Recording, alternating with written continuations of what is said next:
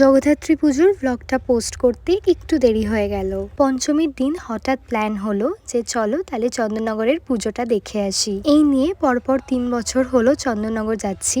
আর তোমরা তো সবাই নিশ্চয়ই জানো চন্দননগরে জগদ্ধাত্রী পুজোর কতটা ক্রেজ। আমরা ওই বিকেলই বেরিয়ে গেছিলাম আর এখান থেকে ঘাট পার হয়ে চলে গেলাম শেওড়াফুলি। নর্মালি তো গঙ্গার পাড়ে আসা হয় না, তো এই সূত্রেই যা একটু ঘোরা। আর জানো এই ঘাট অবধি যা একটু ভালোভাবে গেছি, তারপর স্টেশনে এত ভিড়, মোটামুটি অনেকগুলো ট্রেন মিস করে তারপর আমরা ফাইনালি চন্দননগর পৌঁছেছি।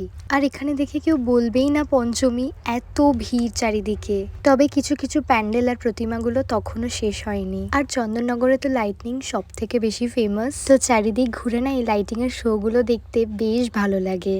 তারপর এই প্যান্ডেলটাতে ঢুকলাম আর এখানেও ঠাকুরকে এখনো সাজগোজ করানো বাকি আছে। আসলে আমাদের কলকাতাতে দুর্গাপুজোর সময় পঞ্চমীতে সব ঠাকুরই রেডি হয়ে যায়, তবে এখানে একটু দেরি, বাট কই না, এখানে যে আসতে পেরেছি এটাই অনেক। তারপর একটা জায়গায় বসে চা খেয়ে চললাম আবার ঠাকুর দেখতে।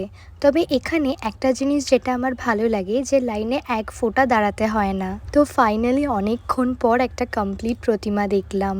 তারপর এই মকটেলের দোকানটাতে এলাম আর এখান থেকে মা আর বাপি এই মকটেলটা নিল, যেটা তো আমার ওকে ওকে লেগেছে। দেন হাঁটতে হাঁটতে চলে গেলাম আরেকটা প্যান্ডেলের সামনে, বাট স্যাডলি এখানেও মায়ের সাজগোজ হচ্ছিল। তবে এই পার্টটা না দেখতে আরও বেশি সুন্দর লাগছিল মাকে যখন গহনা পরাচ্ছিল।